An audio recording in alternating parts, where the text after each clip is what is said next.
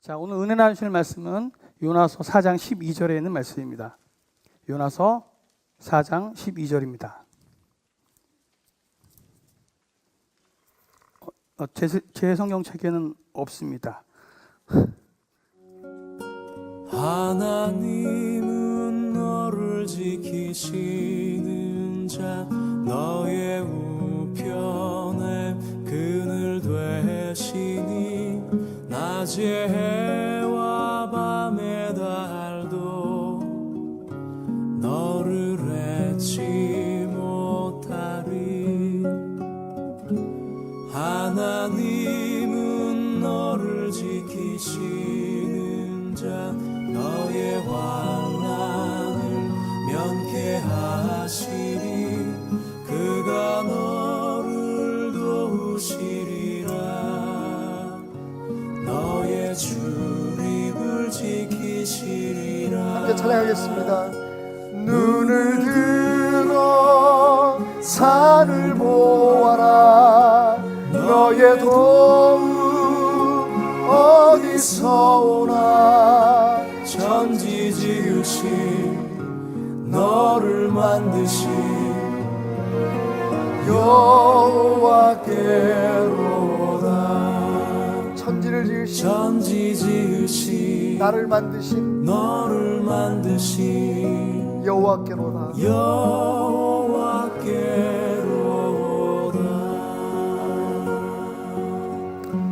옆 사람에게 이렇게 인사했으면 좋겠습니다.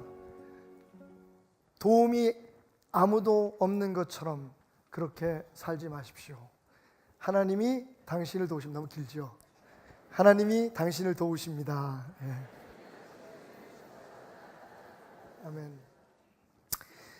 자, 오늘까지 우리가 요나서를 4주 동안 함께 공부를 했습니다. 요나서를 공부하면서 이런 생각을 금할 수가 없었어요. 그래서 요나는 어떻게 됐단 말이야? 요나가 하나님 앞에 설득을 당했다는 거야? 아니면 설득당하지 않았다는 거야? 끝까지. 왜냐하면 우리가 알다시피 요나서는 이렇게 열린 결말로 끝을 냅니다. 4장 11절 말씀을 잠깐 읽어볼까요? 요나서의 마지막 절입니다. 하물며 이 큰 성읍 니느웨에는 좌우를 분별하지 못하는 자가 12만여 명이요 가축도 많이 있나니 내가 어찌 아끼지 아니하겠느냐 하시니라. 이게 요나서의 끝입니다. 어찌 내가 이 12만 명이 넘는 영혼들과 그리고 생명이 있는 모든 것들을 아끼지 아니하겠느냐. 뭔가 하나님이 더 하시고 싶은 말씀이 있으신 것 같아요. 그렇지만 요나서는 거기서 끝을 맺습니다. 당연히 그러면 요나의 그 반응이 궁금하잖아요. 그렇게 하나님의 마음을 알고 확인한 요나는 그래서 하나님의 말씀대로 니느웨에 다시 들어가서 선교를 했나, 아니면 그 길로 그냥 고향으로 돌아왔을까? 성경은 어디에도 그 답을 우리에게 주지 않습니다만, 그러나 역사는 우리에게 힌트를 주고 있습니다. 이라크에 가면요, 엘살마단이라고 하는 옛날 왕의 그 궁전 그 안에 이런 건물이 있는데, 이 건물이 바로 요나의 무덤입니다. 이라크 모술이라는 곳, 여러분 모술하면 생각나는 게 있죠. IS의 본거지입니다. 이슬라믹 네이션이라고 하는 극단주의 이슬람 테러 집단의 본거지가 모술이라고 하는 지역이었는데, 바로 그 모술이라는 이라크의 모술, 이라크 북부의 모술이라고 하는 곳에 요나의 무덤이 지금까지도 존재하고 있다는 사실입니다. 그것도 이라크 사람들, 그 당시에 니느웨, 아수르의 후손들에 의해서 요나라고 하는 여호와의 선지자, 이스라엘의 선지자의 무덤이 지금도 보존되고 있다. 그런데 여러분, 불행한 일이 있었죠. 2014년입니다. IS가 모술을 점령하면서 이 상징적으로 요나의 무덤을 폭파해버리고 맙니다. 예. 이게 폭파된 후에 요나의 무덤입니다. 요나의 무덤만 폭파한 게 아니라 그 이라크에 있는 몇 개 안 되는 11개의 교회들과 성당들을 불을 지릅니다. 그리고 거기에 모든 그 제사장들 혹은 신부들, 그리고 목사님들을 살해하죠. 그 사건이 있고 1년 후에 이슬라믹 네이션에서는 이렇게 발표를 합니다. 미국의 파이낸셜 뉴스라고 하는 그 경제 뉴스 잡지에 나온 그 기사인데요. 2015년에 이 IS가 요나의 파괴된 저 무덤 위에 아이들을 위한 놀이공원을 짓겠다. 그렇게 조롱을 하면서 기세가 등등했습니다. 그런데 여러분 알다시피 여러 강대국의 도움을 받아서 이라크와 시리아와 여러 주변의 국가들이 IS를 몰아내잖아요. 모술에서. 그리고 2017년 연합군과 이라크군이 들어가서 그 요나의 무덤을, 파괴된 무덤을 조사하기 시작했는데, 여러분 IS가 반달리즘을 위해서, 반달리즘이라고 하는 건 그 어떤 문화유산이나 이런 것들을 그 마음대로 도구로 하고 파괴하는 그런 행위들을 말하는데, 이 IS가 그런 행위를 저지르기 위해서 4개의 땅굴을 요나의 무덤 밑에다가 팠어요. 유적이라든지 유품들을 갖다가 훔쳐가기 위해서. 그런데 그 4개의 땅굴 안에서 이런 유물들이 발견됩니다. 2700년 BC, 그러니까 BC 한 8세기경, 그러니까 지금 말하면 지금부터 2700년경에 그 유산들이 발견되었는데, 거기에는 다음과 같은 상형 문자로 된 역사가 기록되어 있는 돌판이 발견됩니다. 그리고 거기에 요나의 이야기가 등장하죠. 2700년 전에. 참고로 말씀드리면 요나는 기원전 8세기에 활동했던, 그러니까 당시에 이스라엘의 북왕국 이스라엘의 여로보암 2세가 통치할 때에 요나가 이스라엘의 부흥, 하나님의 나라의 번영을 예언했던 선지자예요. 요나는 성경에 그렇게 많이 등장하지 않습니다만 바로 여로보암 2세 당시에 이스라엘의 부흥과 평강을 예언했던 그 요나의 예언이 등장하고 있는데, 그때가 바로 기원전 8세기죠. 약 793년부터 그 여로보암 2세가 통치를 했으니까. 그 당시에 요나가 그 하나님의 명령을 받고 니누웨로 갑니다. 니누웨에서 그 요나가 활동했을 때의 왕의 이름이 아슈르단이었어요. 아슈르단 3세. 역사에 나와 있는 사람입니다. 그때가 기원전 660년경이었었는데 바로 그때의 기록이 상형 문자로 요나의 무덤 밑에 함께 묻혀져 있었다는 겁니다. 많은 사람들이 요나서는 픽션이야, 우리에게 하나님의 마음을 깨닫게 해주기 위한 소설일 뿐이야, 어떻게 사람이 물고기 뱃속에 들어가서 말도 안 돼. 그리고 한 사람 때문에 그 아수르라고 하는 당대의, 아시리아라고 하는 당대의 최대의 국가가 그렇게 회개하는 일이 일어난다는 것은 있을 수 없는 일이지, 그건 다 기독교인들이 만들어낸, 유대인들이 만들어낸 하나의 소설일 뿐이야 라고 주장하는 사람들이 많았지만, 역사는 말합니다. 요나는 니누웨로 돌아갔고, 그 시점이 언제인지는 모르지만 그가 그렇게 저주받아야 마땅하다고 하나님 앞에 항거했던 니누웨로 돌아갔고, 그리고 니누웨에 자신의 뼈를 묻습니다. 요즘 말하면 니누웨의 선교사로 죽을 때까지 살았다는 거죠. 만약 요나서 5장이 있다면요, 물론 요나서 5장은 없습니다만 만약에 요나서 5장이 있다면 그래서 이런 결말로 끝을 맺을 것 같아요. 하나님의 그 질문 앞에 요나는 회개했고, 그가 그렇게 증오하고 미워했던 니누웨로 돌아가 그 사람들에게 하나님의 은혜를 전하다가 그곳에서 죽었더라.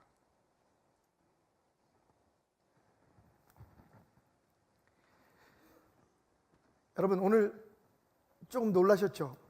성경에도 없는 구절을 설교를 한다 그러니 저 사람 이단 맞지 않나?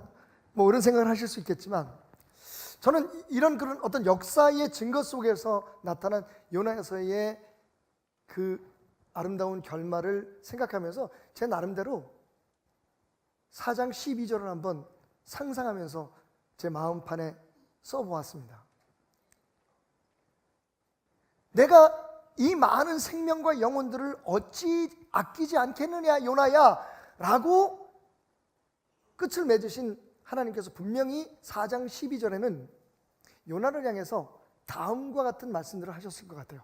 첫 번째로, 요나야, 내가 어떤 사랑을 받았는지 벌써 잊었니? 라고 물으시지 않았을까요? 야, 넌 잠깐 네가 심지도 않고 네가 기르지도 않은 박넝쿨 하나, 너를 위해서 그늘을 만들었던 그 박넝쿨 하나가 시들어서 없어졌다는 이유 때문에 이렇게 화를 내는데, 이 큰 성 니느웨에는 좌우를 분별하지 못하는 사람들이 12만 명이나 있단다. 그리고 생명을 가진 많은 존재들이 있는데 내가 어찌 이 성을 아끼지 않겠니?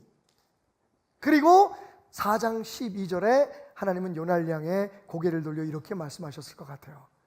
요나야, 너 벌써 네가 어떤 사랑을 받았는지 잊었니? 라고 말이죠. 요나서를 읽으면서 또 한 가지 재미있는 것은, 발견하게 되는 재미있는 사실은, 요나가 이스라엘의 선지자잖아요. 그리고 하나님은 이스라엘의 하나님이시잖아요. 그런데 요나서에는 이스라엘이라는 말이 한마디도 나오지 않습니다. 제가 그냥 혼자 생각해 봤어요. 왜 그럴까? 그리고 어떻게 결론을 내냐면, 아마도 요나는, 그죠? 개인적으로는 한 사람이었지만, 그게 그 요나서가 기록된 그 목적 자체가 요나 개인이 아니라 요나로 대표되는 이스라엘 백성들의 태도, 이방인들이나 특별히 그들에게 그 가시처럼 괴로움이 되었던 사람들에 대한 이스라엘 사람들의 태도를 대변하는 그런 사람으로 요나를 등장시킨 것은 아닐까. 다시 말하면 요나는 요나 개인이 아니라 이스라엘에 대한 하나님의 말씀이었고, 그리고 그것을 오늘 우리에게 적용을 하면 어떻게 될까요? 바로 우리 자신입니다. 스스로 예수 그리스도를 믿어서 하나님의 백성이 되었고, 우리는 하나님의 축복 속에서 살아간다, 우리는 구원받았다라고 주장하는 은혜를 선점한 기득권에 빠져있는 오늘 우리 교회들, 그리고 성도들에 대한 하나님의 경고의 메시지는 아닐까라고 하는 결론을 내렸다는 말이죠.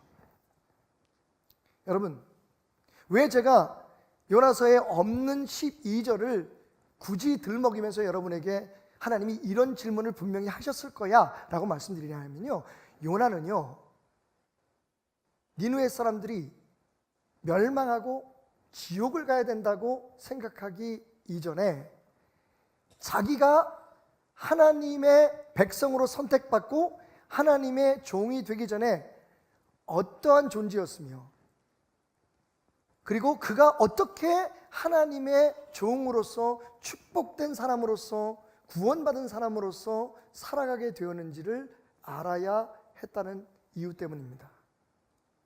다시 말하면, 요나야, 네가 지금 저주하고 네가 지옥에 가야 되겠다고 생각하는 그 사람들과 너는 별로 다르지 않아. 네가 어떻게 구원받았니? 네가 어떻게 선지자가 됐니? 네가 어떻게 목사가 됐는데? 여러분, 요나는 그것을 기억해냈어야만 합니다. 누군가를 정죄하고 누군가를 판단하기 전에 나도 하나님의 은혜가 아니었으면, 하나님의 저는 그렇게 표현합니다. 정말 과다한 사랑이 아니었으면 구원받을 수 있는 존재가 아니라는 사실을, 하나님의 은혜가 아니면 예수 그리스도의 십자가의 무조건적인 사랑의 선택이 아니었다면 우리도 역시 영원히 저주받을 수밖에 없는 사람들이었다는 사실을 기억해냈어야만 한다는 겁니다. 그 은혜의 자각 속에서 사람을 보게 되고, 그 은혜의 깨달음 속에서 어떤 나라와 어떤 집단을 바라보게 되면 우리는 그들을 쉽게 정죄하거나 그들이 지옥에 갈 수밖에 없는 사람, 그들 머리 위에 하나님께서 불을 쏟아 부어주셔야 된다고 하는 그 저주의 마음을 가질 수 없을 것입니다. 여러분, 이 사실을 깨우치기 위해서 예수님은 굉장히 재밌는, 알고 보면 더 재밌는 예화를 하나 드십니다. 마태복음 18장 23절부터 25절까지 35절까지의 말씀, 여러분이 잘 아는 말씀이기 때문에 다시 찾아보라고 권하지는 않겠습니다만 제가 잠깐 말씀을 드릴게요. 그러므로 천국은 그 종들과 결산하려 하던 어떤 임금과 같으니 결산할 때에 10,000달란트 빚진 자 하나를 데려오매 갚을 것이 없는지라 주인이 명하여 그 몸과 아내와 자식들과 모든 소유를 다 팔아 갚게 하라 하니 그 종이 엎드려 절하며 이르되 내게 참으소서 다 갚으리이다 하거늘 그 종의 주인이 불쌍히 여겨 놓아 보내며 그 빚을 탕감하여 주었다라고 이야기를 시작하십니다. 10,000달란트의 빚을 졌어요. 여러분 10,000달란트는 어느 정도가 될까요? 자, 그래서 재밌다는 겁니다. 우리가 일반적으로 생각할 때 빚을 많이 졌나 보다 라고 생각하실 거예요. 한 달란트는요, 가장 쉽게 여러분들에게 이해를 시켜드리기 위해서 말씀드리자면 한 달란트는 6,000데나리온입니다. 예수님의 예와 뒤편에 보면 그런데 이 사람이 자기에게 100데나리온을 빚진 사람을 족칩니다. 빚 안 갚는다고. 자기는 10,000달란트의 빚을 나중에 갚으라고 유예받은 게 아니라 탕감을 받았어요. 10,000달란트 안 갚아도 된다는 겁니다. 그런 큰 은혜, 큰 사랑을 받았는데 이 사람이 자기한테 100데나리온 빚진 사람을 붙들어 와가지고 너 그 빚 갚기 전에는 절대로 너를 돌려보내지 않겠다고 심히 때려서 돌려보냈다고 얘기하고 있어요. 10,000달란트가 어느 정도냐면 한 달란트가 6,000데나리온. 한 데나리온은 장정이, 건강한 장정이 하루 일한 품삯입니다. 여러분 계산이 되시죠? 그러니까 한 달란트가 6,000일 동안 일해서 번 돈이에요. 하나도 안 쓰고 먹는 데도 안 쓰고 뭐 아무 데도 안 쓰고 그날 번 돈을 그대로 쌓아놔서 6,000일을 일해야, 여러분 6,000일이면 최소한 20년이죠. 그죠? 20년 동안 아무것도 안 하고 번 돈을 그대로 다 갚으면 그게 1달란트예요. 그런데 여러분 얼마를 빚졌다고요? 10,000달란트예요. 그러면 6,000만, 그죠? 6,000만 일 동안 일한 것에 대한 대가를 빚진 거예요. 자, 하루에 일한 대가를 10만 원으로 그냥 쉽게 계산합시다. 그럼 얼마인 줄 알아요? 돈으로 계산하면, 지금 돈으로 계산하면 6조예요. 얼마라고요? 이 사람이 탕감받은 빚의 액수가 6조 원이에요. 6조 원. 여기 예수님의 유머 감각이 드러나는 겁니다. 여기 우리가 미처 깨닫지 못했던 이 비유에 진실이 담겨 있는 거예요. 여러분 생각해 보세요. 누가 개인한테 6조 빚을 줍니까? 나라가 지는 빚이 6조면 내가 말이 될지 모르겠어요. 그죠? 어떤 지자체가 6조의 빚을 졌다. 그것도 쉬운 일은 아니지만 혹시 그럴 수 있다고 쳐요. 근데 처음부터 이 사람이 진 빚이 얼마냐면 6조에 6조. 10,000달란트. 그죠? 6,000만 일 동안 일해야만 벌 수 있는 돈의 액수를 빚을 진 거예요. 근데 여러분 정말 기가 막힌 게, 이건 정말 기적이죠. 주인이 안 받겠다는 거예요. 알았다. 너 불쌍하니까 네가 갚겠다고 얘기하지만 괜찮아. 안 갚아도 돼. 아이고. 그냥 앞으로 편안하게 살아라. 여러분, 이건 정말 어마어마한 축복이잖아요. 상상할 수 없는 놀라운 은혜였어요. 근데 이 사람이 자기한테 100달란트면 여러분 말씀드렸죠? 하루에 10만 원을 계산을 하면 100달란트면 1,000만 원이에요. 1,000만 원. 6조 원을 빚을 탕감받은 사람이 자기한테 1,000만 원 빚진 사람을 잡아 족친단 말이에요. 돈 안 갚는다고. 이게 하나님의 말씀이에요. 만약 임금이 그 사실을 알았다면 그 사람은 어떻게 하겠니? 넌 인간도 아니야. 어떻게 네가 받은 은혜를 그렇게 쉽게 잊어버릴 수 있니? 너는 6조 원의 빚을 탕감받은 사람이야. 그런데 1,000만 원 빚졌다고 그 사람을 족쳐? 너 일로 와봐. 그냥 우리가 단순하게 생각했던 이 비유가 엄청난 의미를 가지고 있다는 걸 아시겠죠? 이게 숫자적으로 우리가 착각하고 있었던 거 1만 달란트가 뭐 한 100만 원, 1000만 원쯤 되나? 아니에요, 여러분. 6조에 6조. 한마디로 말하면 이건 평생을 살아도 못 갚을 돈이에요. 임금은 그걸 알았던 거예요. 이제는 뭐라고 얘기해요? 갚겠습니다. 조금만 시간을 주십시오. 근데 임금은 딱 알았어요. 아유, 이 인간이 그걸 어떻게 갚어? 평생 6조 원을 어떻게 갚습니까? 그러니까 그래, 네 마음만이라도 내가 받아주겠다. 그러면 안 갚아도 돼. 근데 이 사람이 가서 자기한테 1000만 원 빚진 사람을 주리를 틀었단 말이에요.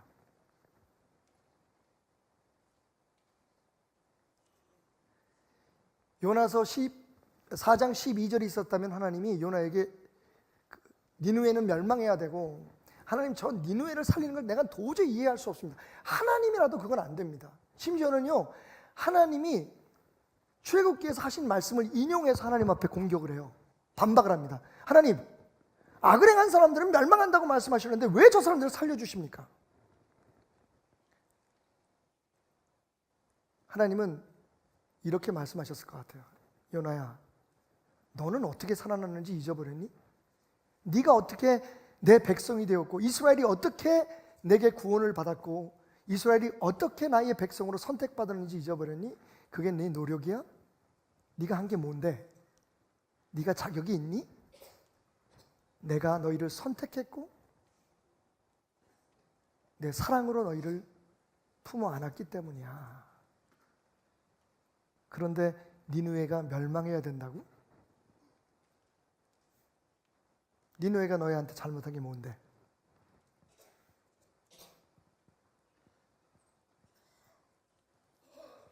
오늘 우리 교회들을 향해서 하나님이 하시는 말씀 같아요. 참 판단도 잘하고 정죄도 잘하고,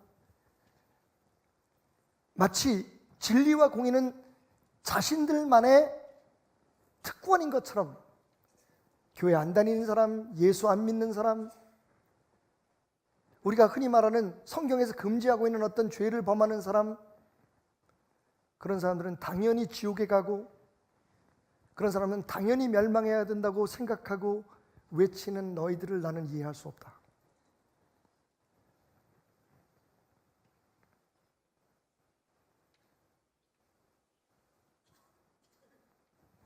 여러분, 다시 한번 오늘 요나서의 책장을 덮으면서 여러분과 함께 나누고 싶은 말이 그거였습니다. 우리가 옳아서, 우리가 진리이기 때문에 우리 모두가 선해서 하나님 앞에 구원받고 하나님의 백성 된 것 아닙니다. 하나님이 우리를 그렇게 선택하셨다면 하나님은 저 믿지 않는 자들을 향해 오늘도 기회를 주시기를 원하신다는 사실을 여러분, 우리는 잊어서는 안 될 겁니다. 우리가 받은 은혜를 망각하면 그 순간부터 우리는 어떤 사람들처럼 다른 사람들을 판단하고 정죄하는 데 급급한 존재가 되고 맙니다. 요나야, 네가 어떤 은혜로 구원받았는지 벌써 잊었니? 제 마음속에 요나서 4장 12절에는 그렇게 적혀 있었습니다. 두 번째로 하나님은 아마 이렇게 말씀하셨을 것 같아요. 요나야, 내게 한 너의 약속은 지금 어디 있니? 여러분, 요나가 물고기 뱃속에 있을 때 하나님 앞에 이렇게 기도합니다. 거짓되고 헛된 것을 숭상하는 모든 자는 자기에게 베푸신 은혜를 버렸사오나 나는 감사하는 목소리로 주께 제사를 드리며 나의 소원을 주께 갚겠나이다. 구원은 여호와께 속하였나이다 하니라. 여러분, 모든 사람들은 하나님의 은혜를 모르지만, 하나님을 믿지 않는 사람들은, 하나님을 알지 못하는 사람들은 하나님의 은혜를 몰라도 나는 압니다. 죽을 수밖에 없는 나를, 여러분, 물속에 던져졌는데 물고기가 나를 삼켜서 3일 동안 그 물고기 뱃속에서 살아날 수 있다는 것, 하나님의 기적, 하나님의 은혜 아니면 이게 가능하겠어요, 여러분? 그러니까 세상 사람들이 인정하지 못하잖아요. 그런데 나는 안 되는 거예요. 내가 어떻게 구원을 받았고 내가 어떤 과분한 사랑을 받았는지. 그래서 나는 하나님께 감사하는 마음으로 살겠습니다. 이제부터는요, 내가 이 물고기 뱃속에서 살아나가면 이제부터는 하나님 앞에 내가 약속한 것을 지키며 살겠습니다. 하나님만이 구원자십니다. 고백하고 나왔단 말이에요. 그런데 얼마 있지 않아서 요나가 어떻게 바뀌었나요?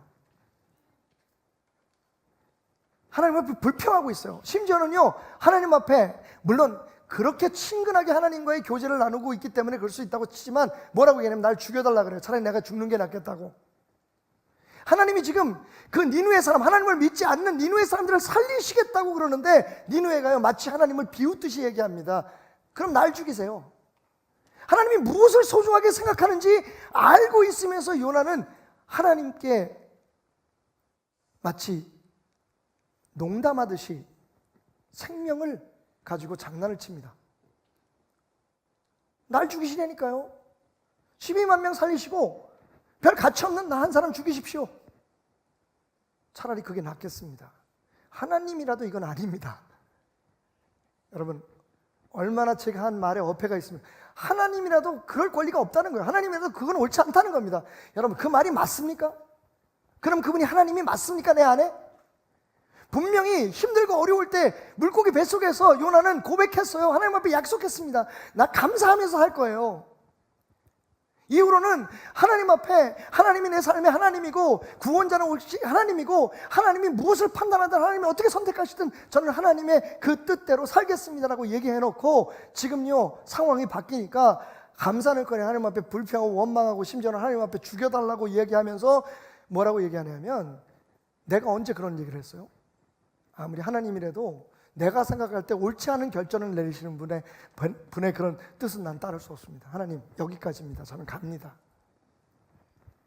내 뜻대로 하겠습니다. 내가 옳다고 생각하는 대로 하겠습니다. 하나님은 오늘 요나로 대표되는 우리들 자신에게, 저에게 묻습니다. 테나마, 너 목사 안수 받을 때 네가 처음 14살 그 어린 나이에 미암교회에서 내게 너의 삶을 드리겠다고 약속하며 통곡하며 울었을 때에 그때 네가 내게 했던 약속, 너 지금 아직도 기억하니? 너 그때 내게 결심했지. 너 내게 그렇게 말했지.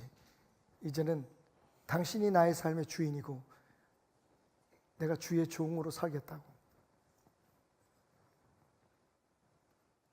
지금 네가 가진 생각과 너의 행동과 너의 판단이 내 종의 모습이 맞니?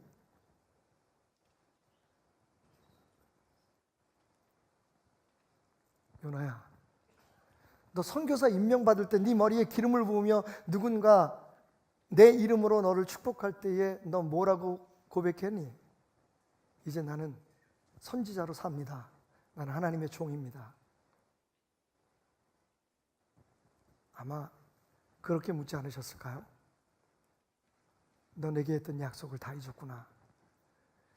너 죽겠다고 힘들다고 하나님 한 번만 도와주시면 내가 하나님을 위해서 평생 하나님의 사람으로 살겠습니다 고백했던 그 약속은 다 어디 가고 지금 네 삶의 하나님은 너요. 모든 판단의 기준은 네 자신의 가치관이구나. 네 자신의 편안함대로 너는 판단하고 있구나. 우리가 사순절을 보내고 있는데 이때만 되면 귀가 근질근질 하신 분이 한 분 계세요. 이분이 하신 말씀 때문에 그래요. 이분이 한 행동 때문에 그렇습니다. 여러분 성경을 보면 베드로라는 분이 등장합니다. 마태복음 16장 21절에서 22절에 보면 예수님께서 예루살렘에 올라가서 장로들과 대제사장들과 서기관들에게 고난을 받고 죽임을 당하고 3일 만에 살아날 것이라고 하는 말씀을 제자들에게 비로소 하시기 시작했다고 말합니다. 예수님께서 당신이 받을 고난에 대해서 지금 예언을 하신 거예요. 그러자 이 베드로가 이렇게 말합니다. 예수를 붙들고 항변하면서 여러분 느껴지시죠? 얼마나 강력하게 자기의 의지를 지금 보여주고 있는지. 예수님을 붙들고, 예수님께서 나 이제 죽었다가 사흘 만에 살아날 거야. 그동안에 굉장히 힘든 일이 있을 거다. 너희들 각오해라 라고 말씀하셨을 때 갑자기 베드로가 예수님을 붙들고 늘어지면서 항변했다 그러죠. 강력하게 주장합니다. 절대로 그런 일은 일어나지 않습니다. 그런 일이 일어나면 내가 가만히 안 있겠습니다. 그런데 마태복음 26장을 보면 그 베드로가 이렇게 얘기합니다. 베드로가 맹세하고 또 부인하여 이르되 나는 그 사람 예수를 알지 못하노라. 조금 후에 곁에 섰던 사람들이 나와서 베드로에게 이르되 너도 진실로 그 도당이다. 너도 예수와 한패다. 내 말소리가 너를 표명한다. 네가 지금 말하는 걸 보면 너 예수 곁에 있었던 그 사람 맞아 라고 얘기하자 베드로가 이렇게 얘기합니다. 그가 저주하며 맹세하여 이르되 빌어먹을 예수가 누구야? 나는 그 사람 알지 못해 라고 말이죠. 물론 약간 편집을 했습니다. 그가 저주하며 맹세하여 이르되 나는 그 사람을 알지 못하노라.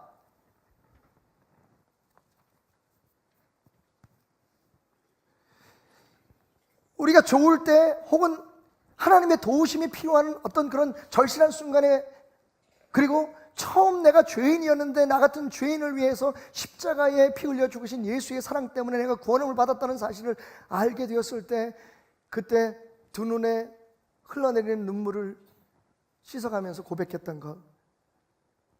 하나님, 예수님, 당신은 내 삶의 주인이십니다. 혹시 여러분들이 잘 모르고 했을 수도 있어요. 무슨 얘기냐면 많은 사람들이, 대부분의 종교들이 그렇습니다. 내가 지금 살고 있는데 뭔가를 더하는 것이 종교라고 생각해요. 조금 더 나아지는 것, 그죠? 조금 더 좋아지는 것, 조금 더 다른 힘을 더하는 것. 그래서 나는 신을 믿어. 이게 일반적인 종교의 관점이라면 여러분, 기독교는 주인이 바뀌는 거예요. 기독교는 지금 내가 살고 있는데 조금만 더 잘 살지가 아니에요. 많은 사람들이 그렇게 접근하지만 여러분, 지금이라도 늦지 않았으니까 기독교의 정체를 여러분 아셔야 돼요. 기독교는요, 주인이 바뀌는 거예요. 삶이 완벽하게 새로운 삶으로 전환되는 거예요. 기독교의 진리는 그래서 레디칼해요. 하나님 조금만 도와주세요가 아니에요. 하나님 내 삶의 주인 되어 주세요예요. 그게 지금 우리 안에서 정리가 안 되니까 힘들고 어려울 때는 하나님 앞에 많은 약속을 해요. 하나님, 우리 아이들 어떻게 해주시면, 우리 사업을 어떻게 해주시면, 내 삶을 어떻게 해주시면 내가 하나님 앞에 이렇게 하겠습니다, 저렇게 하겠습니다. 그리고 그게 끝나고 나면 우리의 삶의 의무를 다했다고 생각해요. 그리고 그보다 더 큰 축복을 위해서 우리는 또 새로운 일을 시작합니다. 기독교 아니에요. 물론 일부이긴 합니다만 진짜 기독교는요, 하나님이 내 주인이 되는 거예요. 근데 우리가 그걸 지금 잊고 있잖아요. 요나는 그것을 생각하지 않잖아요. 하나님이 그 뭐고, 쟤네들은 구원받으면 안 된다니까요. 저 인간 같지도 않은 쓰레기들은 멸망받아야 돼요. 여러분, 오늘 한번 여러분들에게 묻고 싶습니다. 만약에 오늘이 하나님이 그 불을 쏟아 부으시는 마지막 날이라면 그 불이 어디에 제일 먼저 떨어질 것 같아요? 저주의 불이 떨어진다면 베델교회 위에 떨어져야 된다고 생각하시는 분 계십니까? 없지요. 안 그럴 것 같죠? 왜? 우리는 다른 사람보다 좀 낫잖아. 그래도 적어도 우리 예수를 믿잖아. 저 다른 종교를 믿는, 자신들의 종교적 신념을 위해서 다른 사람들을 죽이고 테러를 범하는 그 땅 위에 먼저 불이 떨어지겠지. 여러분, 우리가 그렇게 생각하고 판단할 수는 있지만 만약 그렇지 않고 그 불이 우리 위에 먼저 떨어진다면 여러분 어떻게 거기에 대해서 받아들이시겠습니까? 제가 무슨 말씀을 드리는지 아시겠어요? 구원은 하나님께 있다면서요. 우린 지금 하나님이 돼 있어요. 지금 우리가 판단합니다. 저렇게 사는 사람들, 삶에서 저런 행동을 하는 사람들은, 저런 짓을, 저것들은 쓰레기야, 저건 죽어야 돼, 저런 건 없어져야 돼. 하나님 말씀하십니다. 내가 저들을 아끼는 걸 너희들이 좀 알아줬으면 좋겠어. 여러분, 재밌는 거 하나 말씀드릴게요. 묵상하시면 다 깨닫게 되시는 건데, 니느웨를 향한 관점의 차이를 한번 볼까요? 요나에게 있어서 니느웨는 멸망해야 될 나라예요. 그죠? 절대로 구원받으면 안 되는 나라예요. 지옥 가야 될 사람들이에요. 그 사람들이. 그들이 하는 행동이라든지 그 사악함을 생각한다면, 여러분, 인류 역사 속에 가장 잔인했던, 가장 무지몽매했던 그런 문명이었거든요. 아수르가. 그냥 그 사람들은 당연히 저주받는 게 맞아요. 종교적 관념이나 우리들의 기준이나 가치관으로 보면. 근데 하나님은요, 요나는 니느웨를 망할 사람들이라고 생각했는데 하나님은 뭐라고 말씀하십니까? 4번씩이나 이렇게 말씀하세요. 그 큰 성 니느웨의 사람들. 하나님의 눈에는 니느웨가 어떻게 보인다고요? 큰 성이에요. 여러분, 니느웨가 큰 성일까요? 그 당시의 기준으로 보면 작지 않을 거예요. 왜? 하나님 말씀하시잖아요. 저 안에 좌우를 분별하지 못하는 몇 명의 사람이 있었다? 12만 명이잖아요. 여러분, 성북구 주민이 몇 명일까요? 제가 이 지역에서 어려운 분들 돕는 일을 하다 보니까 알게 되는데 성북구 주민이 50만 명이에요. 성북구보다도 작은 도시예요. 그걸 큰 성이라고 얘기하진 않죠. 근데 왜 하나님의 눈에는 그 성이 큰 성이었을까요? 심지어는 요나서 3장 3절에 보면 하나님 앞에서 큰 성이다. 그러니까 하나님의 관점으로 볼 때 니느웨는 멸망할 성이 아니라 지옥불에 타야 될 그런 대상의 성이 아니라 그 안에 12만이라고 하는 구원받아야 할 영혼이 있는 성이었어요. 하나님은 영혼의 크기를 보신 거지 그 성의 상태를 보신 게 아니에요. 다시 한번 말씀드립니다만 우리는 하나님 앞에 약속한 사람들이에요. 우리는 매일매일 그 약속을 우리의 입술로 확인하면서도 깨닫지 못하고 있어요. 예수님이 여러분에게 누구십니까? 주님이시잖아요. 그 말의 뜻이 무엇입니까?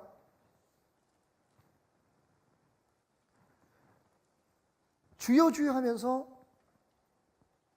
그분이 주인인 것을 인정 안 하는 거예요. 소소한 삶의 문제는 그렇다고 치고 하고 안 하고 있는 일들의 선택은 그렇다고 치고 여러분 심지어는요 하나님의 관점에서 보면 가장 예민한 거예요. 구원과 멸망에 대해서 우리가 하나님이 되어 있어요 지금.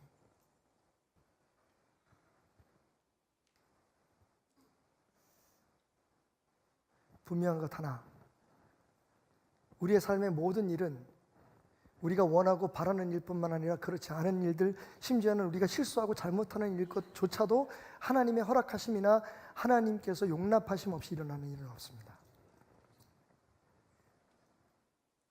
미래에 대한 두려움도 있고 우리에게 잘못하고 우리에게 어떤 좋지 않은 영향을 미칠 만한 사람들에 대한 우리 나름대로의 편견으로 우리 마음이 강팍해질 수도 있겠지만 여러분 분명한 건 그들도 하나님이 아끼시는 영혼을 가지고 있는 사람들이라는 것, 삶을 얘기하는 거 아니에요 여러분?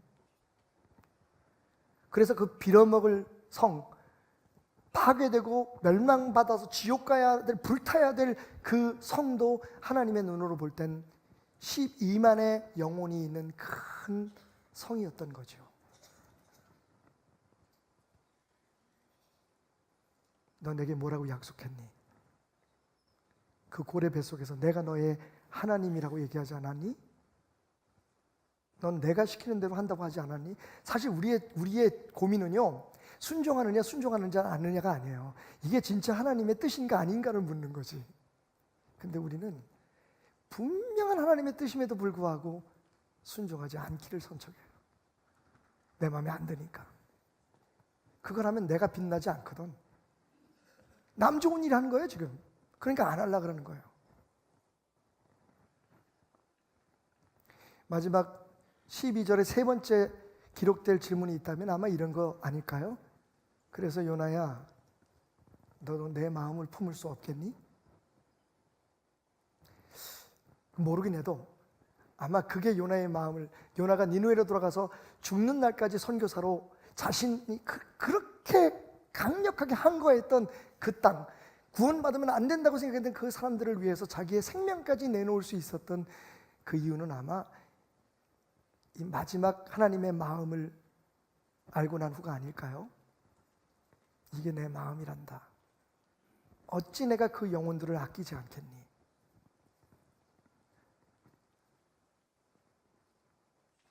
너도 내 마음을 품어줄 수 없겠니? 너 내 사람이잖아. 너희 내 백성이잖아. 너희는 나의 교회잖아. 너는 나의 종이잖아. 내 마음을 품어줄 수 없겠니?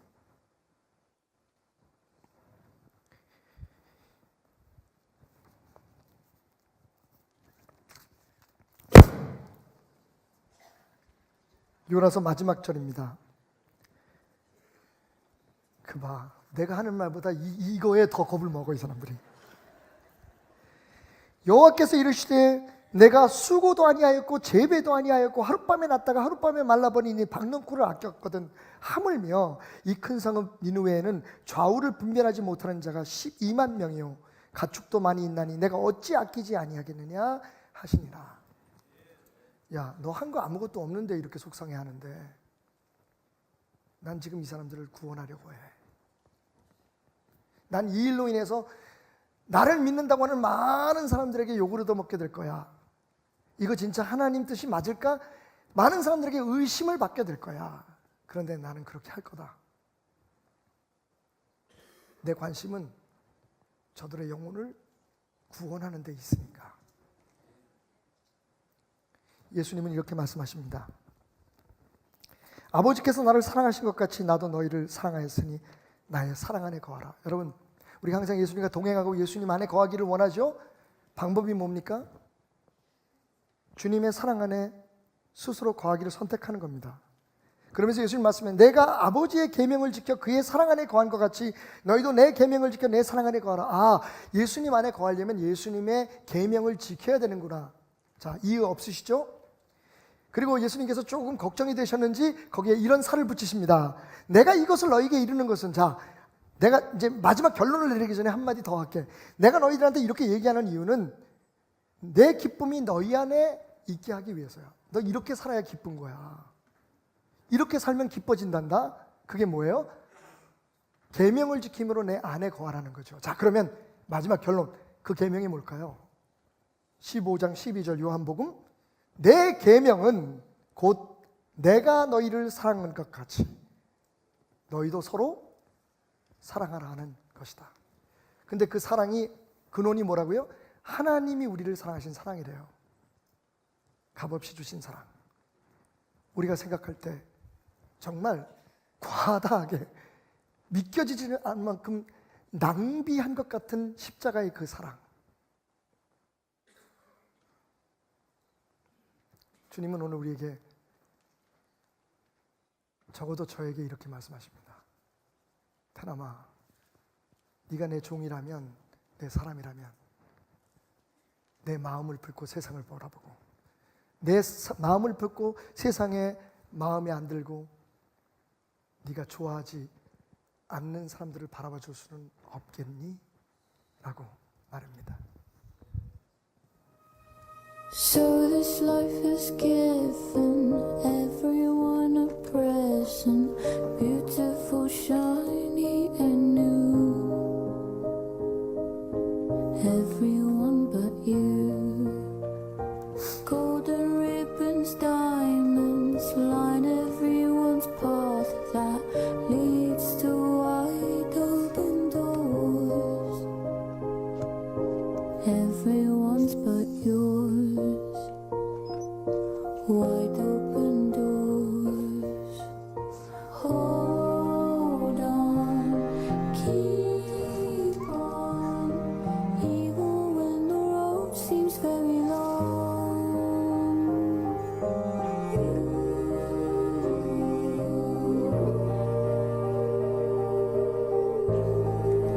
Open your eyes.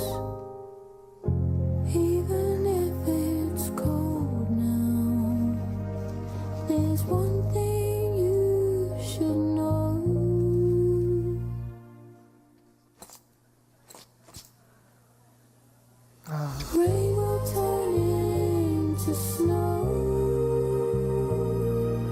All the rain turns to snow.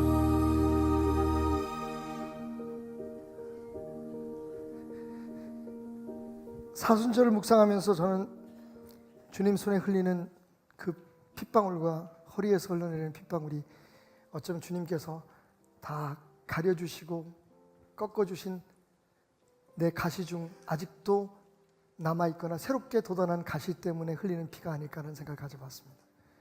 여러분 주변에 고슴도치 같은 사람이 있습니까? 아니, 여러분이 고슴도치는 아니신가요? 그런 우리를 주님은 사랑하셨습니다. 우리가 누구기에, 우리가 무엇이기에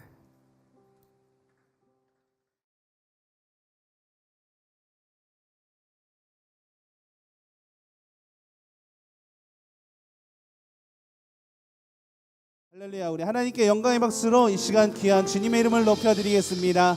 오늘도 이 시간 이곳에 인도하신 하나님 감사합니다. 오늘도 이 시간 내가 주님을 예배하기를 원합니다. 내 안에 주님께서 부어주신 그 은혜의 사랑이 흘러넘쳐나는 귀한 시간이 되기를 원합니다. 우리 같이 고백함으로 주님의 사랑을 이 시간 받기를 원합니다. 우리 같이 입술로 고백하며 주님을 찬양하겠습니다.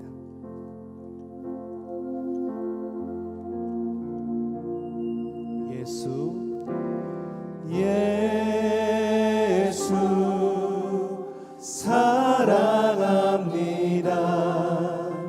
사랑합니다.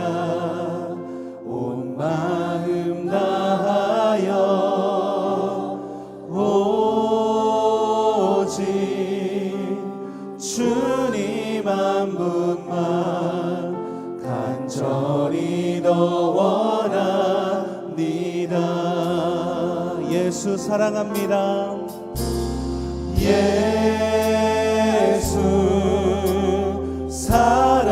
사랑합니다. 사랑합니다. 온 마음 다하여 오직 주님 한 분만 간절히 더 원하니. 우리 한 번 더 고백하겠습니다. 예수 사랑합니다. 예수 사랑합니다. 사랑합니다. 온 마음 다하여 오직 주님 한 분만 간절히 더 원합니다. 넘쳐나네 넘쳐나네 넘쳐나네 주를 향한 내 속에 갈망이 주님께로 날 이끌어 주소서. 주님을 더 원합니다. 예수 사랑합니다. 예수 사랑합니다. 사랑합니다. 온 마음 다하여 오직 주님 한 분만 간절히 더 원합니다. 넘쳐나네 넘쳐나네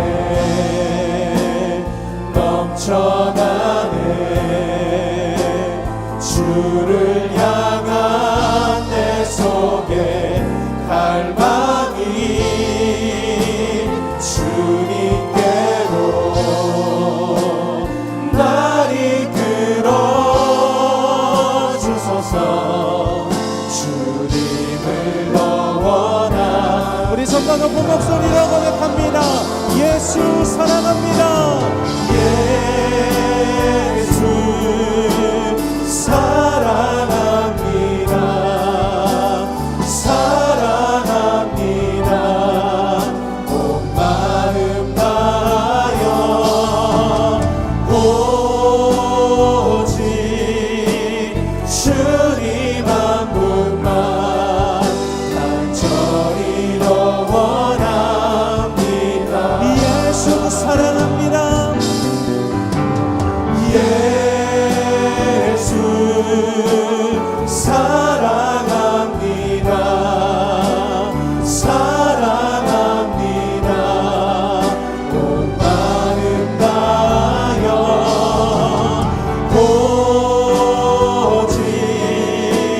주님 한 분만 간절히 더 원하. 우리 한 번 더 주님의 이름을 고백합니다. 예수 사랑합니다.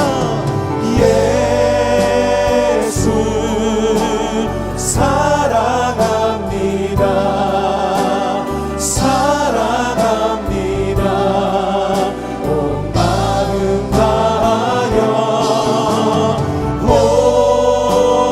오직 주님 한 분만 간절히 더 원합니다. 넘쳐나네 넘쳐나네 넘쳐나네 주를 향한 내 속에 갈망이 주님께로 날 이끌어 주소서. 주님을 더 원합니다. 넘쳐나네 넘쳐나네 넘쳐나네 주를 향한 내 속에 갈망이 주님께로 날 이끌어 주소서. 주님을 더 원하. 우리 한 번 더 고백합니다. 넘쳐나네 넘쳐나네 넘쳐나네 주를 향한 내 속에 갈망이 주님께로 날 이끌어 주소서. 주님을 더 원하. 우리 마지막 한 번 더 고백하겠습니다. 넘쳐나네 넘쳐나네 주를 향한 내 속에 갈망이 주님께로 날 이끌어 주소서.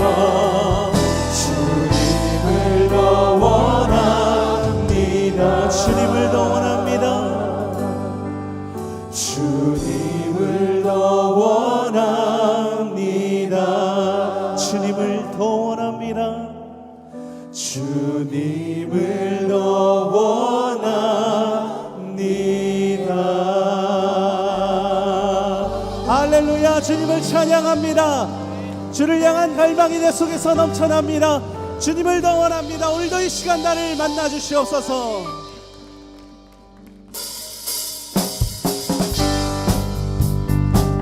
오늘도 주님 만나는 귀한 은혜가 있기를 원합니다. 우리 기쁜 마음으로 주님께 찬양하며 이 시간 영광 올려드리겠습니다.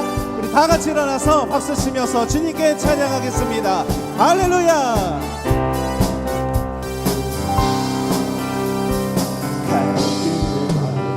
보이시니 주 앞에 빨리 나갑시다. 우리를 찾는 구주 예수 곧 오라 하시네. 갈 길을 밝히 보이시니 주 앞에 빨리 나갑시다. 우리를 찾는 구주 예수 곧 오라 하시네. 죄악 벗으느니 죄악 벗으니 영혼이 기뻐 뛰며 주를 보겠네. 하늘에 계신 주 예수를 영원히 섬기리. 할렐루야. 오늘도 이 시간 주님이 함께 하십니다. 갈 길을 우리를 오라 하시는 말 기쁘게 듣고 순종하세. 구주를 믿기 지체 말고 속속히 나가세. 우리를 오라 하시는 말 우리를 오라 하시는 말 기쁘게 듣고 순종하세 주 주를 믿기 지체 말고 속속히 나가세 죄악 벗은 우리 영혼이 기뻐 뛰며 주를 보겠네 하늘에 계신 주 예수를 영원히 섬기 주 오늘 여기 계시오니 다 와서 주의 말씀 듣세 듣기도 하며 생각하니 참 진리시로 죄악 벗은 우리 영혼을 기뻐 뛰며 주를 보겠네 하늘에 계신 주 예수를 영원히 섬기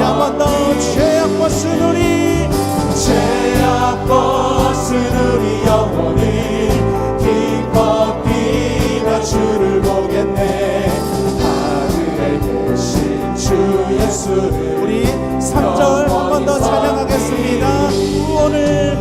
주 오늘 여기 계시오니 다 와서 주의 말씀 듣세 듣기도 하며 생각하니 참 진리시로 죄악 벗은 우리 영혼을 기뻐 뛰며 주를 보겠네 하늘에 계신 주 예수를 영원히 섬기 죄악 벗은 우리 영혼을 기뻐 뛰며 주를 보겠네 하늘에 계신 주 예수를 우리 마지막으로 한 번 더 고백합니다. 죄악 벗은 우리 영혼을 기뻐 뛰며 주를 보겠네 하늘에 계신 주 예수를 영원히 섬기리 할렐루야. 주님을 찬양합니다. 오늘도 주님의 평화의 은혜가 오늘도 이 시간 우리에게 가득히 줄로 믿습니다. 할렐루야. 내게 강 같은 평화 내게 강 같은 평화 내게 강 같은 평화 넘치네 내게 강 같은 평화 내게 강 같은 평화 내게 강 같은 평화 넘치네 바다 같은 내게 바다 같은 사랑 내게 바다 같은 사랑 내게 바다 같은 사랑 넘치네 내게 바다 같은 사랑 내게 바다 같은 사랑 내게 바다 같은 사랑 넘치 내게 샘솟는 기쁨 내게 샘솟는 기쁨 내게 샘솟는 기쁨 내게 샘솟는 기쁨 넘치네 할렐루야 내게 샘솟는 기쁨 내게 샘솟는 기쁨 내게 샘 우리 3절 한 번 더 찬양하겠습니다. 내게 샘솟는 기쁨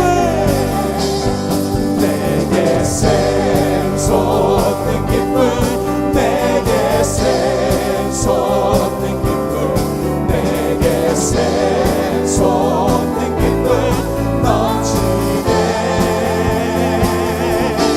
내게 샘솟는 기쁨 내게 샘솟는 기쁨 내게 샘솟는 우리 마지막으로 한 번 더 내게 강 같은 평화가 내게 강 같은 평화 내게 강 같은 평화 내게 강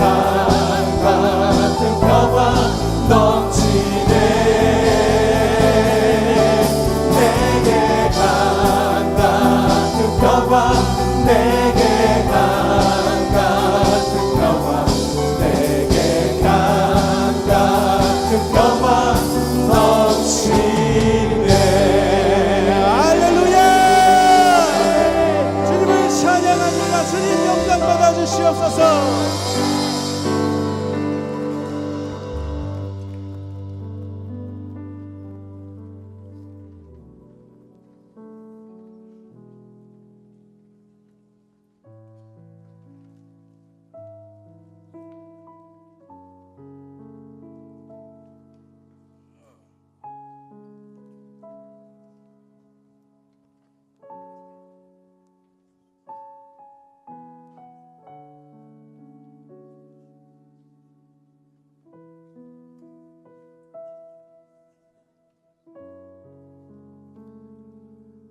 십자가의 은혜로 죄악 가운데 우리의 영혼이 벗어난 그 은혜를 감사합니다. 주님의 은혜 가운데 우리가 거하는 그 축복을 누리게 하심을 감사합니다. 오늘도 이 시간 우리는 주님께 가까이 가는 귀한 은혜가 있기를 원합니다. 그 은혜를 통하여서 나의 영혼이 더욱더 새로워지는 귀한 시간이 되기를 원합니다. 우리의 예배를 오늘도 이 시간 주님께서 지켜보시고 기뻐 받아주실 줄로 믿습니다. 이번 한 주간도 우리와 함께 승리의 삶을 허락해 주실 줄로 믿습니다. 우리 같이 고백하면서 주님께 예배하며 나가겠습니다.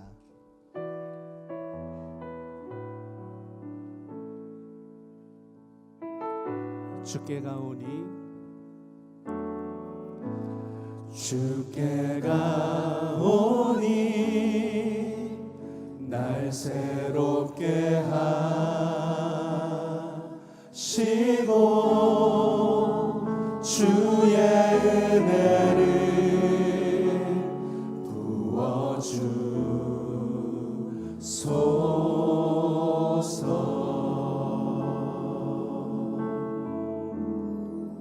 내 안에 발견한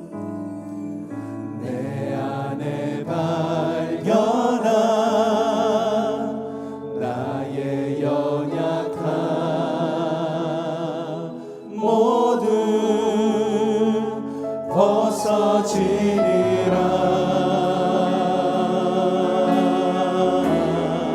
주의 사랑으로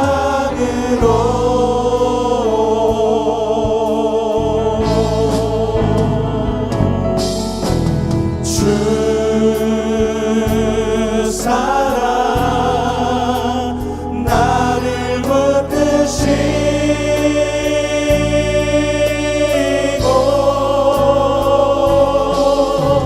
주 곁에 날 이끄소서.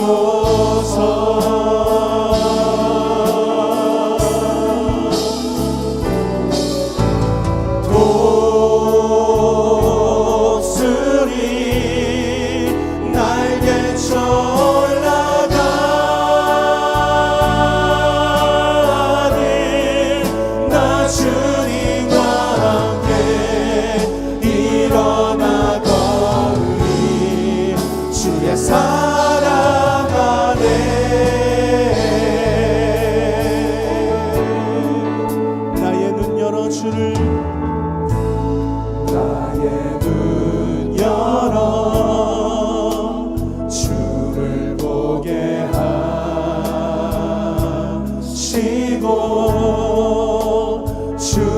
사랑을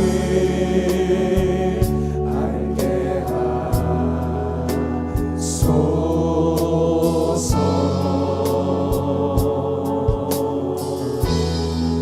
매일 나의 삶에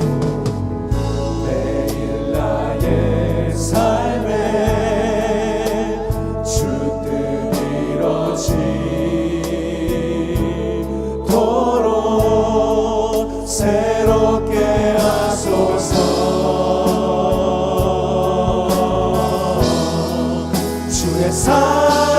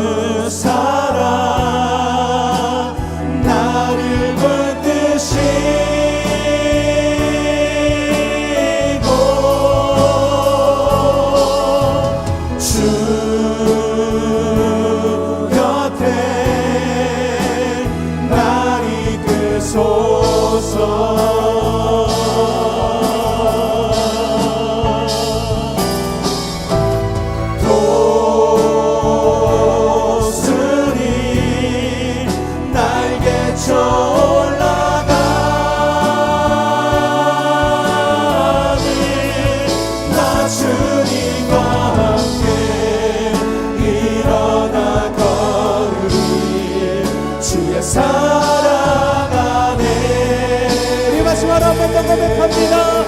주 사랑 나를 붙드시고 주 사랑 나를 붙드시고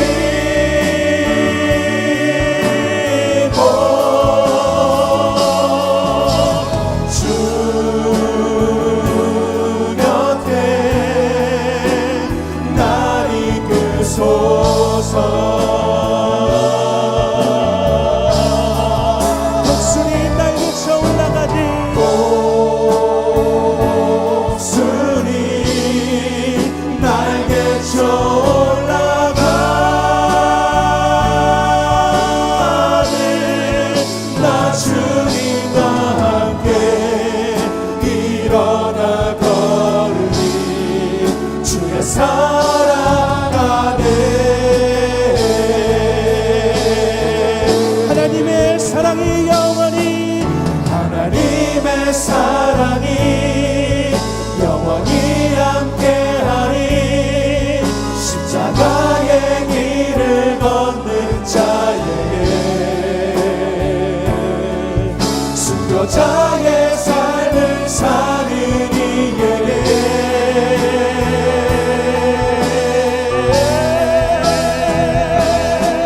조롱하는 소리와 세상 유혹 속에도 주의 순결한 신부가 되리라 내 생명 주님께 드리리 우리 한 번 더 고백하며 하나님의 사랑이 영원히 함께 하나님의 사랑이 영원히 함께하리 십자가의 길을 걷는 자에게 순교자의 삶을 사는 이에게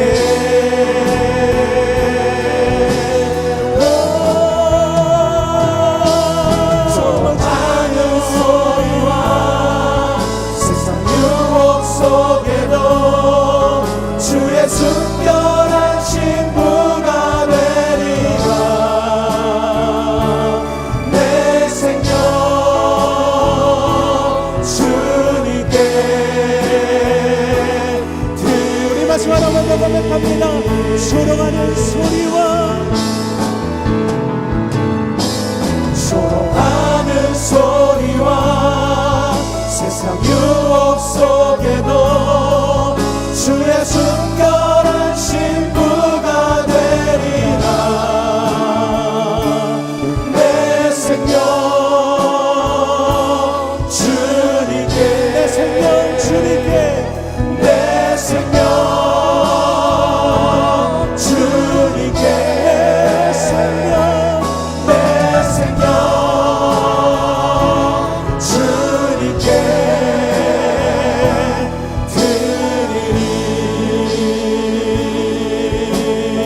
드리리 할렐루야. 오늘도 주님의 은혜 십자가의 은혜로 살아가는 귀한 하루가 되기를 원합니다. 주님을 찬양합니다.